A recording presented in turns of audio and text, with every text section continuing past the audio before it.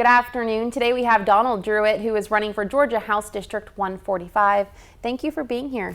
Thank you for having me. I'm excited. The elections, we're already seeing people are allowed to vote with the primaries really underway, and election day, it's going to be this month. Well, one day, right? One more day. So we're getting ready for it.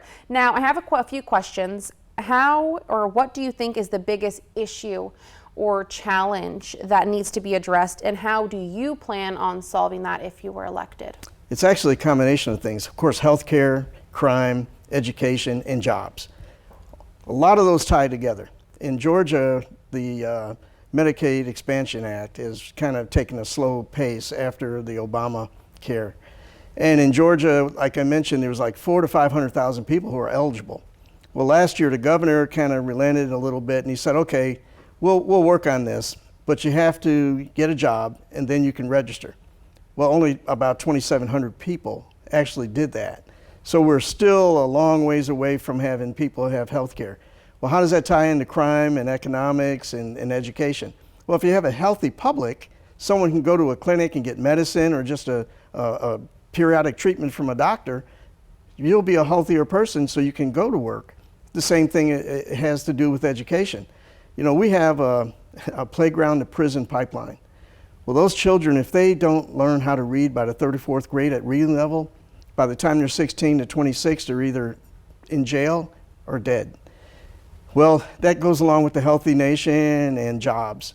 We're doing pretty good in Georgia, bringing manufacturers here and helping people get jobs. There's like 800 positions at Warner Robins today they're interviewing for. Well, that's great. Well, you got to have a healthy economy.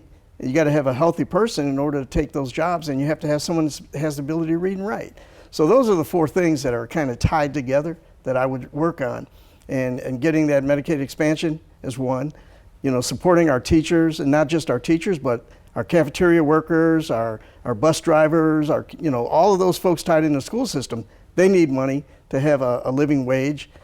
All of that's important to be tied into this prison or playground to prison pipeline. Get these kids educated, they'll be better citizens. We can reduce the crime with those approaches. All right. Now, how has your background and experience prepared you for this role? I heard several other candidates in this race talk about they were from Georgia and their primary background is at schools.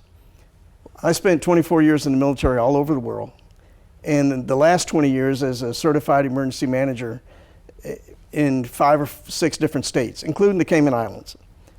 Well, that background, I had to work with healthcare, I had to work with schools, I had to work with the education and jobs and all of these other things tied into emergency preparedness, working with citizens.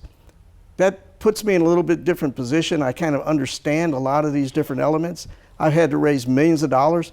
When I first came to Macon in 2010 from the Cayman Islands, one of my tasks was to get the recovery money from FEMA, because the 2008 storm that was here created millions and millions of dollars worth of damage.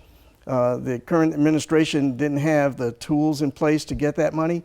Within about 6 to 8 months, we got $2.3 million from FEMA for the recovery effort. So those are some of the things. The shootings down in Fort Lauderdale at the schools. Over the last 20 years, I've been involved with preparing exercises or raising money for police and fire and EMS, those EMTs, so they have the right equipment and training to do their job. All of that's important. All right. Now, lastly, typically Democrats have been in the minority for several elections for this position. How do you think you can be effective as the minority here? Again, one of the things that my opponents may be talking about is they're from Macon. Well, when I first came to Macon, because I was a certified emergency manager and had many years of experience doing this job, I was appointed as the chairperson for the 24 counties, including Monroe, that was one of them, around central Georgia. And I had to work with everyone across all types of lines, whether they were the fire chief or the police chief or the city administrator, the mayors. So when you talk about diversity, 24 years in the military, everyone in in those boots, whether you're a male or a female, you're black or white, doesn't matter.